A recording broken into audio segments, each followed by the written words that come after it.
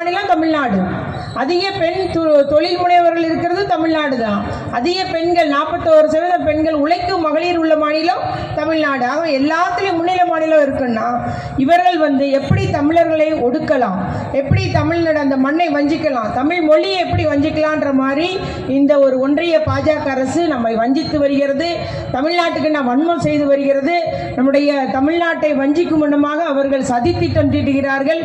அதை தான் நம்முடைய ரவீந்திரநாத் சொன்னார். தொகுதி வரையறை என்றும் நம்முடைய பிரதிநிதித்துவத்தை குறைக்கிறாங்க. அரசியல் பிரதிநிதித்துவம், தமிழ்நாட்டினுடைய பிரதிநிதித்துவம், பார்லிமெண்ட்ல உள்ள பிரதிநிதித்துவம் குறைக்கப்படுகிறது, நம்முடைய சீட்டு குறைக்கப்படுகிறது.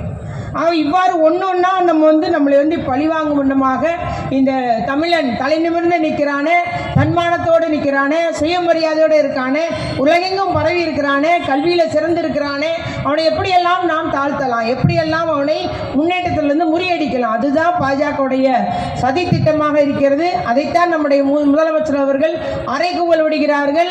இந்த சதி திட்டத்தை நாம் முறியடித்தாக வேண்டும். நாம் எல்லாம் ஓரணியில் ஒன்றிணைய வேண்டும்.